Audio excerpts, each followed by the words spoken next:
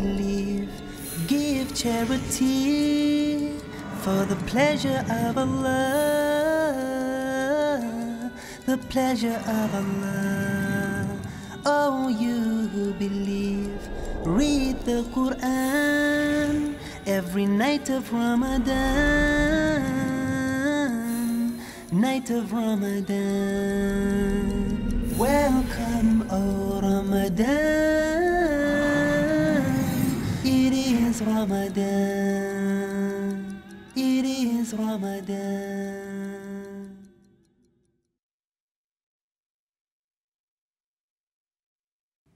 Dear brothers and sisters in Islam and humanity, Assalamu alaikum wa rahmatullahi wa barakatuh. May the peace, the mercy and the blessings of Allah subhanahu wa ta'ala be on all of you. Welcome to the show Ramadan, a date with Dr. Zakir. I'm your host, Yusuf Chambers, and today we will be discussing the topic Zakah Part 2. Dr. Zakir, Assalamu alaikum wa rahmatullahi wa barakatuh. Wa alaikum assalam wa rahmatullahi wa barakatuh. Dr. Zakir, following on from the first episode we had on Zakah, I'd like to ask you, if I may, if a shopkeeper has a number of goods in the shop, is zakat applicable on all of the goods in the shop or just some of them? Alhamdulillah, wassalatu wassalam ala rasulillah wa ala ali wa sahbihi ajmain, amma ba'd. A'udhu billahi minash shaitanir rajim. Bismillahir rahmanir rahim. Rabbi shrah li sadri wa yassir li amri wahlul 'uqdatam min lisani yafqahu qawli. As far as zakat on goods in the shop, all the merchandise and goods for trade and commerce, which are bought and sold, whether it be property, land, whether it be animals, foods, machinery, whether stationery, whether foodstuff, anything, all of them are liable for zakat. And whatever goods that are there in a grocery shop, or whatever is there for trade, there should be an inventory made and all should be noted down. And once in a year, take the stock of all the goods available, whatever is there for trade, irrespective of what it is, cars, vehicles, whatever it is, they should be noted down. And zakat should be paid at 2.5%. Whatever is there in the shop, the stock, as well as the profit was remaining at the end of the year that you're calculating on, should be noted down, and zakat should be paid at 2.5%.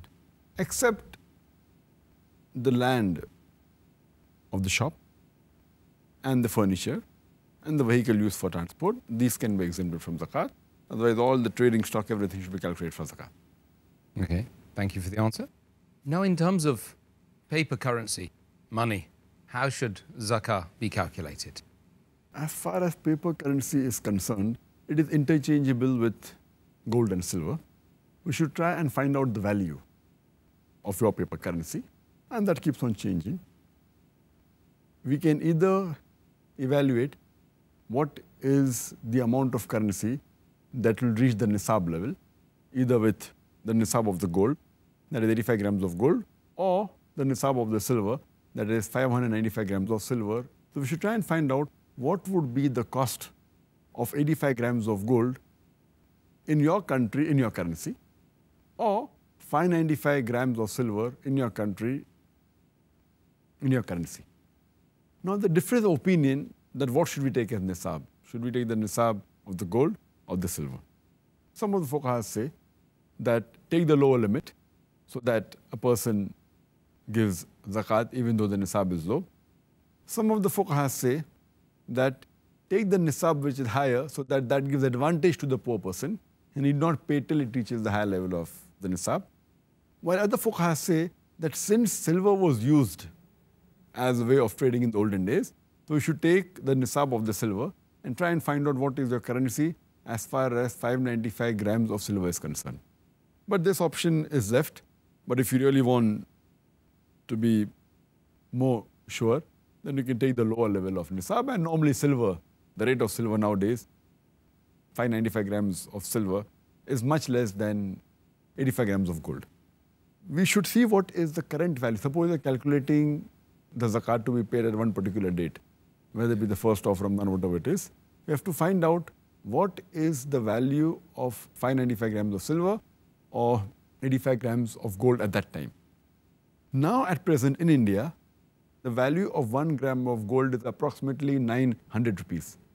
That will be approximately $22, $23 for 1 gram of gold. This rate of silver and gold will change in each country. What is the value in India will change what's in Dubai, may change in America, may change in UK, and the currencies also keep on fluctuating. In India today, approximately, for 1 gram of gold is approximately 900 rupees. That comes to $22, $23. That means 85 grams of gold, the nisab level, would be 76,500 rupees, approximately. In dollars, it would be somewhere close to $1,900. If you want to take the nisab level of silver, then 1 kg of silver approximately costs in India 18,000 rupees. That's equal to $450. So 595 grams of silver would cost approximately 10,710 rupees. And in dollars, it will be about $268, approximately. But the rate will change in Dubai, will change in UK, will change in USA. So wherever you're living, you can take any financial magazine, economic magazine, and try and find out the rate, and you can calculate yourself. And if it reaches that level, then you should give zakat. If it's above that also, so 2.5% on whatever savings you have, whatever surplus you have to give that much zakat that year. Jazakallah khair. And also there are many zakah calculators available online free as well, aren't there? So That's right. another thing that always worried me slightly is zakah applicable on money that you've loaned out? As far as money that is lent, anything lent, whether it is gold that is given on loan, or silver, or money, or currency, the person who owns that, he has to pay zakat on it. Though I know that the one you have lent to, but natural, without any riba, without interest, that's haram in Islam. Yeah. If you have lent to someone, then the person who owns it has to pay, and the person who uses it, he doesn't have to pay. And you have to calculate it. For example,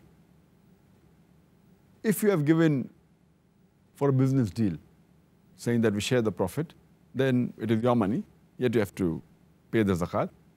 There are two types of loan that are given. One is secured loan and the other is unsecured loan.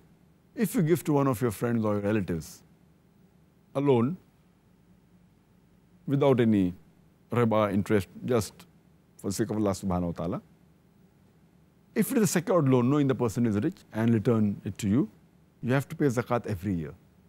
So if you give it and about a couple of years pass, maybe 2 or 3 years pass, you have to pay every year the zakat on that amount. If you have lent 100,000 rupees, $100,000, then you have to pay 2,500 rupees or $2,500 every year on the money you have lent every year.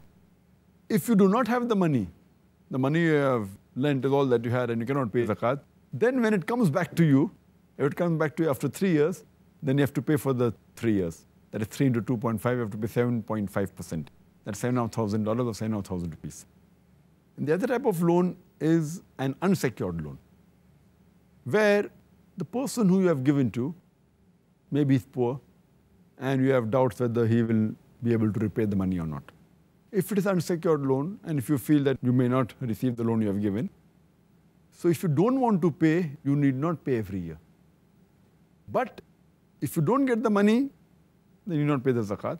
But if you get the money maybe after 5 years, then you have to pay for all the years that you had lent.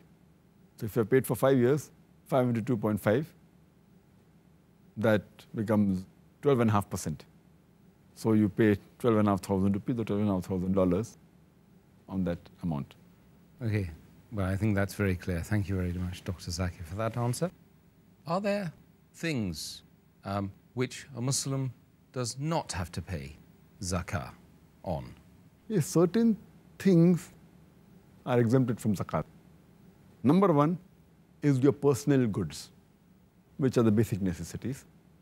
For example, the food you eat, the clothes you wear, the furniture in your house, a fridge or a microwave oven, all is exempted from zakat. The house in which you live is exempted from zakat. if you're carrying a weapon for your safety, irrespective of what the cost of the weapon is, it's a personal belonging, which is a requirement, which is a necessity, that's also free from zakat. If you have a vehicle for traveling, it be a car, it be a motorcycle, it be an animal, a horse to ride on, all is exempted from zakat. All your personal belongings are exempted from zakat. All the vegetables also exempted from zakat. If you have any animals that are used for agriculture or for personal use, that too is exempt from zakat. And the Prophet said that vegetables exempt from zakat, the ariyat trees exempt from zakat, grains, if it is less than 5 wasak, it's exempt from zakat, or any of your animals or personal exempt from zakat. These are the things on which zakat is not counted. Anything above this, which is surplus, if it reaches the nisab level or above it, then you have to pay zakat on it. The next question really relates to the general issue of calculation of zakat. Could you explain to the viewers in a nutshell how that is done? There are two methods how zakat can be calculated, because zakat is payable when you have it for 1 year. So you can keep a daily record of what is your wealth above the nisab level. You can keep a weekly record or a monthly record. So then whenever the nisab level is above, then you note down the date. On 1st of January, what was the nisab you had? 2nd of January, what you have. So what you had in the 1st of January, say 1st of January 2007.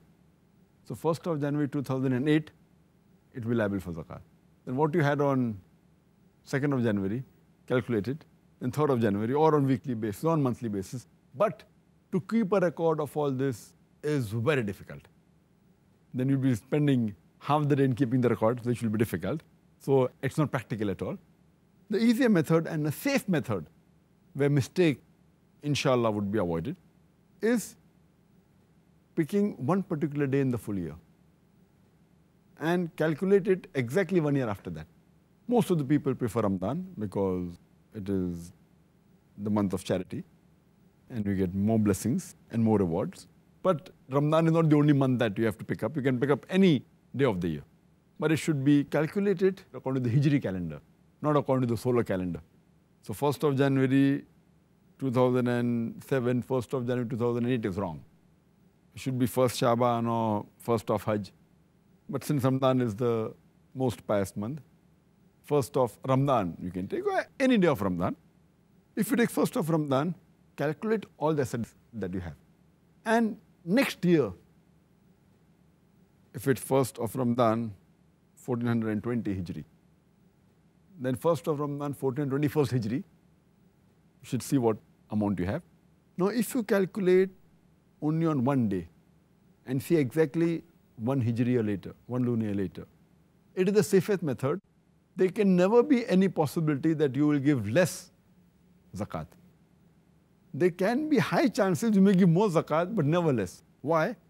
If you keep on calculating daily, then the level keeps on going up and down. But if you calculate one particular day of the year, whichever day you pick up, and if there happens to be the lowest collection, the lowest saving in the full year, yet you are paying the minimum amount of zakat. Say on the 1st of Ramadan, you have 100,000 rupees as saving, or $100,000 as saving. And that happens to be the lowest saving in the full year. Yet, since it's the lowest, you have to pay zakat on what you possess for one full year. So you have to pay 2,500 rupees or $2,500 on that amount. It's safe. But it may be that it is the highest saving of the full year. So here itself, you may be paying a little bit more zakat, but you won't be paying less. But some people may think, oh, it is the highest saving. That means, I may be paying unnecessary more amount. There are chances you may pay more, but there are no chance you will pay less. Because even if it is the highest, and if you think that you will try and catch the lowest point may keep on changing. It may be in the month of Shaban, it may be in the month of Rajab, maybe in the month of Hajj. And then if you try and catch that point, next year it will again change. So if you try and catch that point, there are high chances you will pay less zakat. So best is to pick up one point, one day in the full Hijri calendar, and keep on taking that every year. And you'll be less assured that you will never pay less zakat, you may pay more. Because if the wealth keeps on fluctuating up and down, you have to pay on what amount you possess for the full year. Yeah. But the lowest point once, maybe Shaban, the other maybe Ramadan, the third maybe Hajj, maybe any month. The safest is to pick up any one and keep on sticking to that year. And inshallah, you'll never pay less. You may pay more.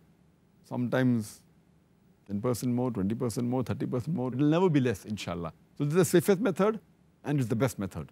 And on this day, whichever day you pick up, you have to calculate all the savings you have, whether in cash, what is the bank balance, what is the gold you possess, whether in the form of jewelry, whatever stock you possess, whether in shares, whatever investment, all this you put together, or your business, the stock trade of your business, all put together. If you're due to receive some amount from someone, even that has to be calculated because he has given a bit late, but yet it's your property. Or if you have given some loan to someone, that has to be calculated. But if you have to give some money to someone, that has to be deducted from your amount. For example, you have taken a loan of $100,000 or 100,000 rupees, and the total amount is 500,000 rupees that you have in your home, cash in hand, cash in bank, stock, everything.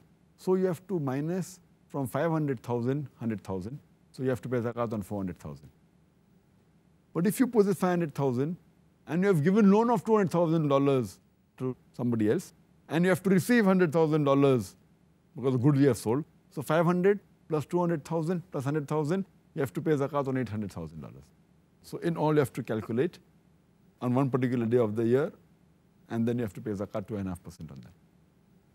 I'd like to ask you, though, in the case of a person who, unfortunately, is a little bit miserly, doesn't really want to pay the zakah, therefore, what advice would you give to that particular person? That person is very well off, but due to miserliness, they decide to forego the zakat.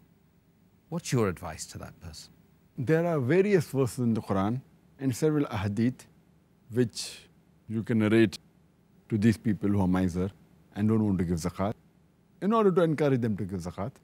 Allah says in the Quran, in Surah Fajr, chapter number 89, verse number 20, and those who love their wealth with excessive love, talking about these people who are miserly, further Allah says in the Quran, in Surah Adiyat, chapter number 100, verse number 8, that and he is violently in love with the wealth. You know, those people talking about those who love wealth so much and are dying for the wealth. So Allah is giving a warning to these people.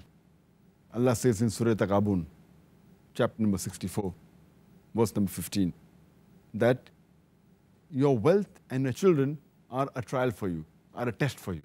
Allah is telling all these things that you love so much are a test, are a trial for you. And there's a hadith of Tirmidhi, hadith number 2336, where the beloved Prophet said that every ummah would be tested with something, and my ummah would be tested by wealth. Wealth is the test for my ummah. And Allah subhanahu wa ta'ala gives an example in the Quran, in Surah Qalam, chapter number 68, verse number 17 to 33. And Allah narrates the story of a person who owns a beautiful big garden. And this person was very charitable. Whatever earnings he got from the garden, he spent whatever was required on the family and in maintaining the garden. And the rest, everything he used to give in charity. So this continued for a long time. After this person died, his children, they said that what a fool our father was. He gave everything in charity. So what they decided, that when whatever harvest they get, whatever goods they get, they will slowly at night take it away to their own homes. The children decided, and no one will come to know. So when the fruits and everything came, they took it to their homes. And next day, when they came to the garden, everything was ruined. And the complete garden was absolutely ruined. And only their garden was affected. And there the Quran says in Surah Qalam, chapter 68, verse number 31, and we have transgressed the limit. And Allah says in the next verse, in Surah Qalam, chapter 68, verse 33, that for these people, there is a punishment in this world and more severe punishment in the hereafter. I mean, those who love the wealth and are miserly people, there's a punishment in this world. In the next world, there is a bigger punishment. So those people who are miserly and don't want to give zakat, actually zakat is for purification. For whatever impurity you have will be washed away. And it's to increase your wealth. As the Prophet said, I said earlier, that charity does not decrease your wealth. And Allah says in the Quran, in Surah Al-Layl, chapter number 92, verse number 8 to 11, that those people who are miser and who think that they are self-sufficient, Allah subhanahu wa ta'ala makes their path of miserness smooth for them. But the wealth will not save them. And they will fall headlong into the pit. The miser people think that wealth is sufficient for them. They themselves will actually perish. Allah says in the Quran, in Surah Al-Imran, chapter number 3, verse number 180, that those who covetously hold on to the wealth that Allah has given them, thinking that it will be good to them, actually it will be a loss for them. And on the day of resurrection, on the day of judgment, their wealth will be wound around their neck and it will be a loss for them. So a person should be reminded that zakat is to increase his wealth. And zakat is given to decrease the love for wealth. As Allah says in Surah Al-Imran chapter 3 verse 92, that you are not a believer until you give what you love. So zakat is to decrease your love for wealth and increase the brotherhood amongst the Muslims and purify your wealth and increase your wealth.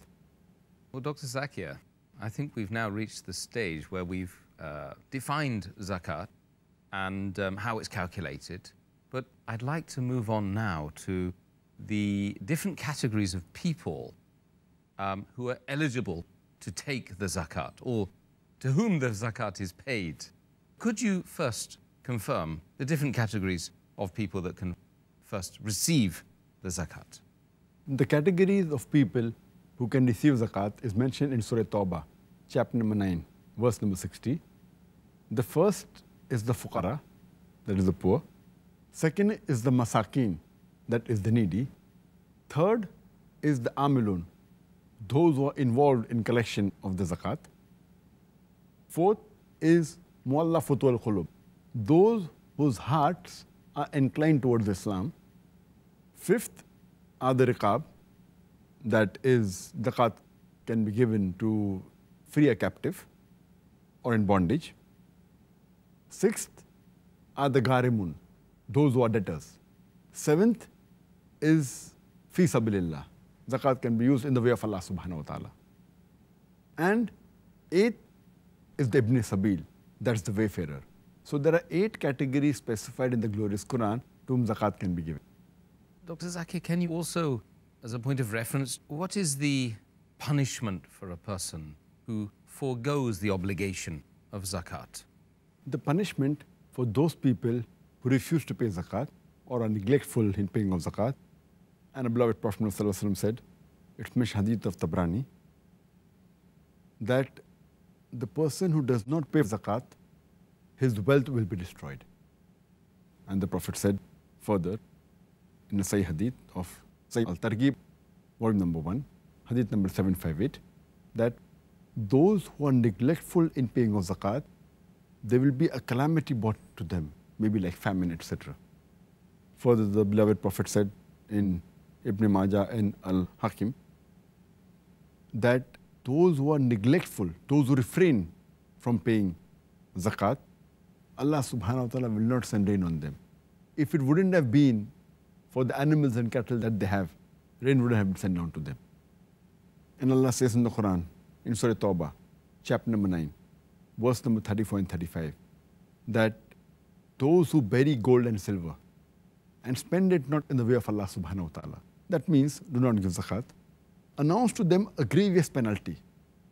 The wealth which they hoarded will be put into the fire of hell, and with it they'll be branded on their forehead, on their flank and on their back, and it will be told to them, taste the wealth which you hoarded.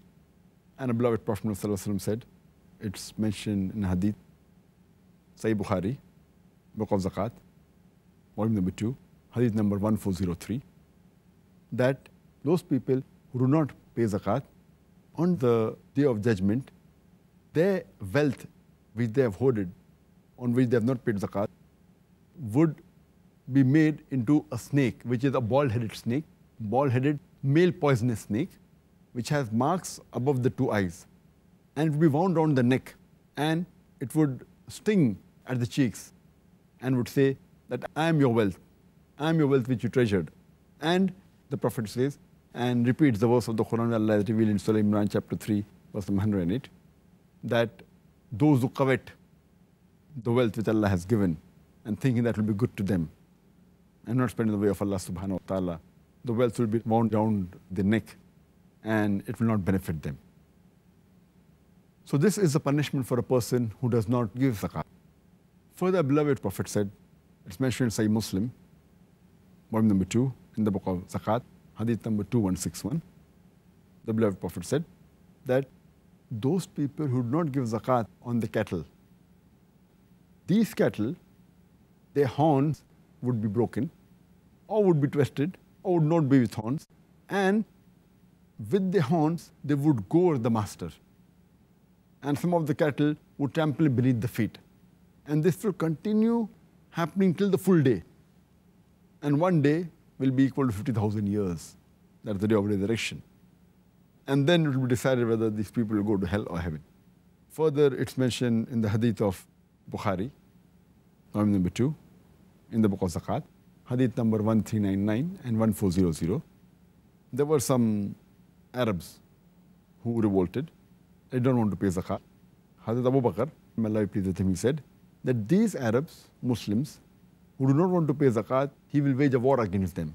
So Hazrat Umar, may Allah be pleased with him, said that how can you wage a war against them? Because the Messenger Muhammad sallallahu alaihi wasallam said that only wage a war against those who worship anyone besides Allah and do not say La ilaha illallah Muhammad Rasulullah. But then Hazrat Abu Bakr says that but these people are breaking the law. Anyone who differentiates between zakat and salah, that it is fard, and does not give zakat, even if he does not give one she-kid or one lamb he used to give at the time of the Prophet. Now, if they abstain from giving zakat, he will wage a war against them. And Hazrat Umar, may Allah be pleased with him, says that Allah subhanahu wa ta'ala has opened the heart of Hazrat Abu Bakr, may Allah be pleased with him. And whatever decision was right. So, there is a grievous penalty for those who do not pay zakat.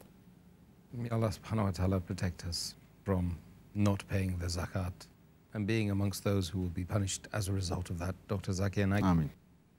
Could you just explain to me you use the term fuqara and masakin. Could you explain those two terms?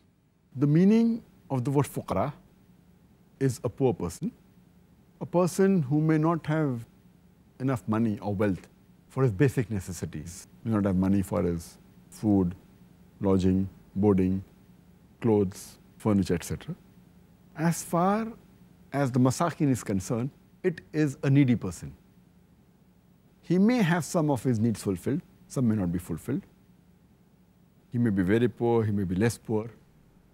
The different categories of masakin. For example, a person may be hand to mouth. He's leading a life, has the basic necessities, but suddenly he develops a heart attack. He may not have the money for his treatment. So he becomes a masakin, he becomes a needy. So you can use zakat money to help him for his medical treatment. It's a basic need. And as our beloved Prophet ﷺ said, it's mentioned in Sahih Bukhari, volume number 2, in the book of Zakat, hadith number 1395, where Prophet said that pay zakat on the wealth, on your property, but naturally above the nisab level, and take zakat from the rich and give it to the poor, give it to the fuqara. Fuqara are the poor people who may not have the basic necessities and requirements, and masakin is the person who's needy, and whatever is required for a need, if it's fulfilled, it can be fulfilled by zakat money. Okay, thank you very much for that explanation. Next question, Dr. Zakir, is it permitted for people who are appointed to collect the zakat to take their salary from the zakat they are collecting, even if that person or group of people appear to be wealthy? As I mentioned, the third category who can receive zakat are the amilun, those who are involved in collecting of the zakat, or they are administrating the zakat, how it is collected, how it is distributed. So if a person spends his time in the collection of zakat from different Muslims and spends his time in seeing to it that it reaches the rightful person who falls in these categories, even if he's wealthy, you can pay from the zakat fund his salary, because he is giving his time and he should be paid for the labor he's doing. And there is a hadith in Sunan Abu Dawud, volume number 2, in the book of Zakat, hadith number 1643, that Ali ibn Sayyidi, may Allah be pleased with him, he was appointed by Hazrat Umar bin al-Khattab, may Allah be pleased with him, to collect the zakat funds.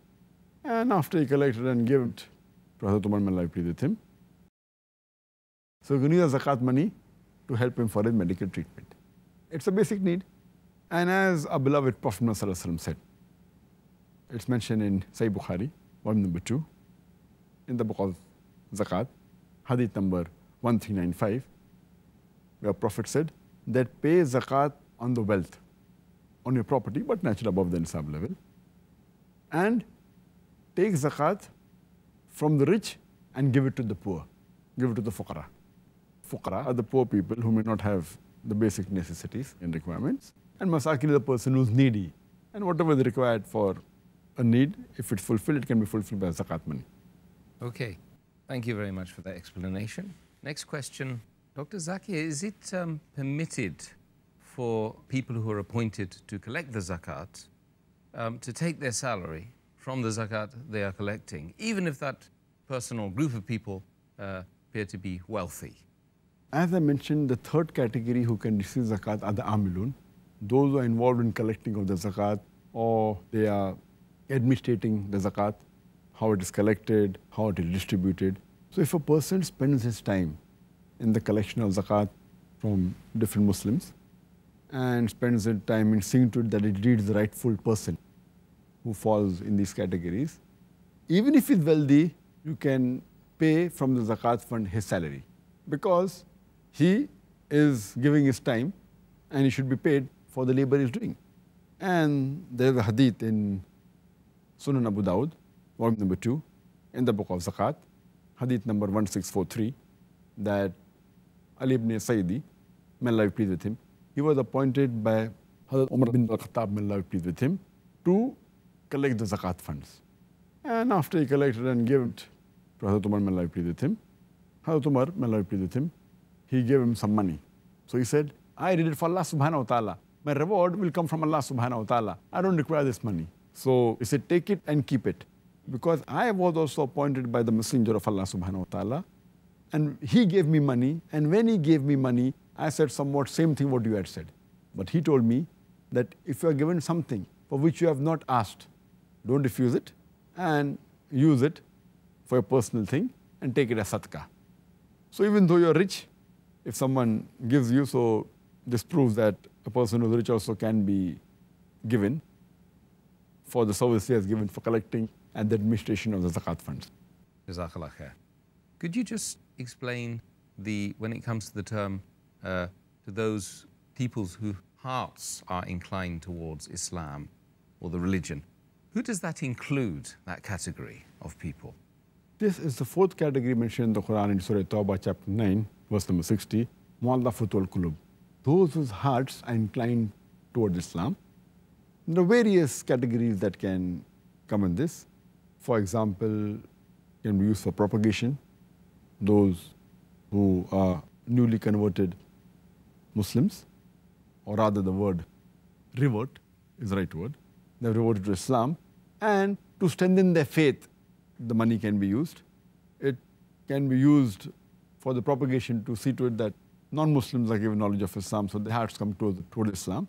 And there's a hadith which is mentioned in Sahih Muslim, volume number 2, in the book of Zakat, hadith number 2318. Hazrat Ali, may Allah be pleased with him, he sent some gold nuggets to the Prophet, which along with some dust particles. So the Prophet gave it to 4 different people of different tribes. But the people of tribe of Quraysh, they felt a bit bad that the Prophet was a bit partial and didn't give it to any of them, but gave it to the Najd tribe. So the Prophet said, the reason I gave is for reconciliation. I wanted the heart to be strengthened towards Islam. So Prophet used that to give it to a particular group of people so that they come closer to Islam. So this is one of the ways that zakat can be used for getting people closer to Islam, whether it be reverts, new converts, or those also who may be going away from Islam, if you use that money so that the thing is strengthened. For example, there's a revert who is newly reverted to Islam. He may have social problems, he may have economic problems. You can use zakat money to settle him, to buy for him a house if he doesn't have. If he doesn't have a business, you can start a business with that money so that he's secured and he feels happy coming in the new faith. Thank you very much for the answer. Dr. Zakir, could you possibly explain the term to free the captives in terms of zakat? This is the fifth category mentioned in Surah Tawbah, chapter 9, verse number 60, which says, and be used for riqab, that is freeing of captives. There's a hadith which is mentioned in Musnad Ahmad, volume number 4, hadith number 18647, where once a person comes to Prophet Muhammad and asks him that what thing should I do that will take me closer to Jannah, that's paradise, and take me away from hell. So the Prophet tells him that set free a life and liberate a slave. So the person was confused that what is the difference between the two? And he was wondering what's the difference between the two. So he asked the Prophet that, is it one and the same? So he said no. The first one, to set free a life, is done individually by you. You can set free a life. But the second one, that is liberating a slave, is done in collaborating with the other people, and you have to liberate a slave. So if you do these things, it will take you closer to Jannah. So zakat money can be used to liberate a slave. For example, a Muslim who's in bondage, and if he can free him by paying the master some money, what is in debt, so he can give this money to the slave and he can get his freedom. Or he can give the money directly to the master and free the slave. In the context of today, if there are some Muslim captives who are maybe prisoners of war, and if some money can be given to the people who have held them captive, and if they free them, then zakat money can be used to free the Muslims. Thirdly, it can also be used, for example, someone by mistake accidentally kills a person. And if the relatives of the person who has been killed require diya money, require blood money, so zakat money can also be used for blood money in cases of accident in which someone is killed, and so that it can free the Muslims. So these are the various heads come under the category of riqab, freeing of captives. Thank you. In terms of a person who has a debt and wants to pay the debt back, can they apply for zakat to pay that debt? As far as the person who's a debtor, as mentioned in the Quran, the sixth category is Gharimun, those who are in debt.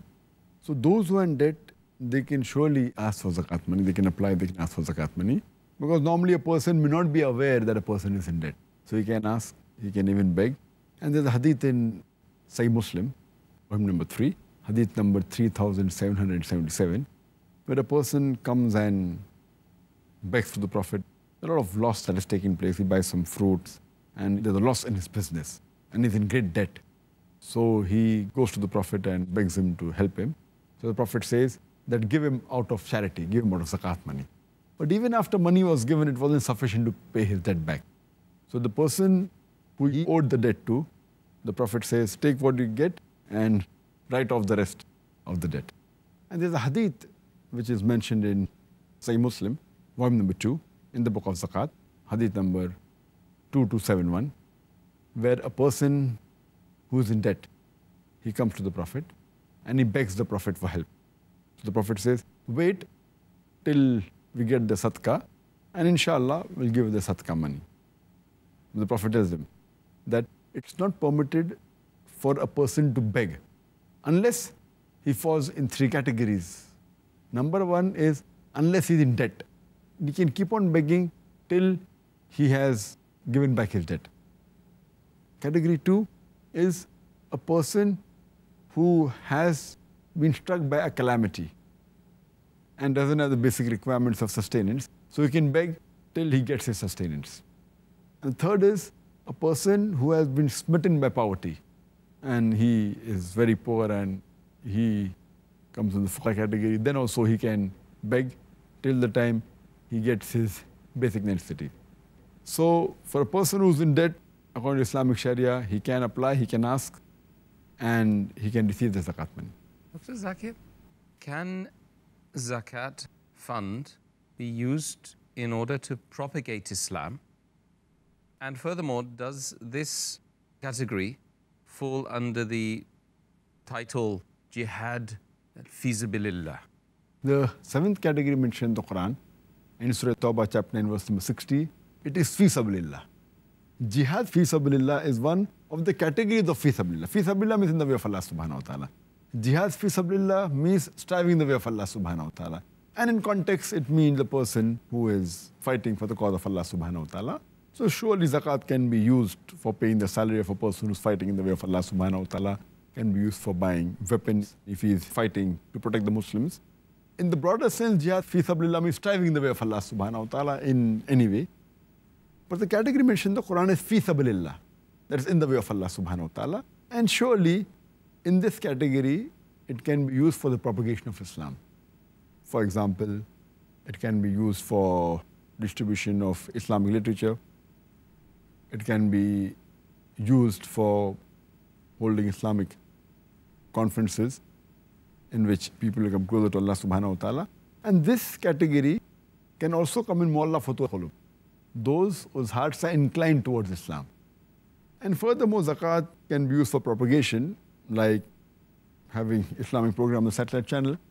And there are fatwas from different fuqahas that zakat can also be used to fund Islamic channels, which is a non-profit channel, and Islamic satellite channel, so that the message of Allah subhanahu wa ta'ala, it reaches throughout the world. So one of the best way of propagation today is a satellite channel, and we can use zakat fund even for supporting a satellite channel. And our beloved Prophet Muhammad said, it's mentioned in the hadith of Sunan Abu Dawud, volume number 2, in the book of Zakat, hadith number 1631, that a rich person can receive zakat under 5 categories. Number 1 is for jihad fi sabilillah. Number 2, if he is administrating the funds of zakat. Number 3, if he gets into debt. Number 4, he can use zakat money to buy something from a poor person who has received as zakat. And number 5, that if his neighbor who was poor, who receives zakat, and he uses that fund to give a meal to the neighbor who's rich. So even though it is zakat, he can accept it. So there are the 5 categories mentioned. But in general, alhamdulillah, zakat can be used for the propagation of Islam, alhamdulillah. Okay. Dr. Zakir, what about in the case of a rich person who happens to be traveling and runs into problems, as it does happen when you're traveling? Is that person eligible to receive zakat? As far as the last category of zakat is concerned, that's Ibn Sabil, that is a wayfarer or a traveler. If a person who's traveling, and if he gets stranded in a foreign land, even though he's rich, for example, a rich American comes and someone robs his suitcase and all his money, and he's stranded. So zakat money can be used for buying his ticket to go back home. He's a Ibn Sabil, he's a wayfarer. One option can be he can take loan and return the money back, but even he can take zakat money. And this is a very good provision in Islam, because, for example, a stranger in a strange land, who will know him? How can you trust him with loan? You know, the new person is there. You may not trust him. So if you can give zakat, it is obligation. It's obligatory due. So you can give it to a rich person also, and he can use, but it should only be used for going back.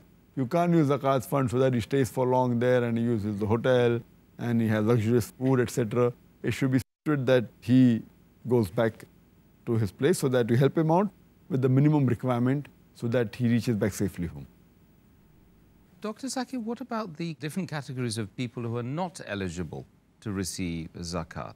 Could you explain to the viewers who they are?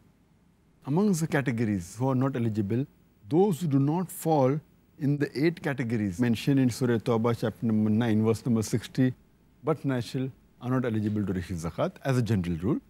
But there are some people who may fall in the 8 categories mentioned in Surah Tawbah, chapter 9, verse 60, yet they may not be eligible. First is the descendants of Muhammad sallallahu alaihi wasallam. Our beloved Prophet Muhammad sallallahu alaihi wasallam said, it's mentioned in Sahih Bukhari, volume number 3, hadith number 2055, that once the Prophet sees a date fallen down, and he said, I would love to eat it, but I'm afraid that it may be of charity, because the thing of charity cannot be consumed by the Prophet and his family. There's another hadith of Sahih Bukhari, volume number 2, in the book of Zakat, hadith number 1491, where Hassan ibn Ali, may Allah be pleased with him, once ate a date from what was part of the charity. So the Prophet said that expel it from your mouth, because the family of the Prophet, they cannot eat from what is given in charity.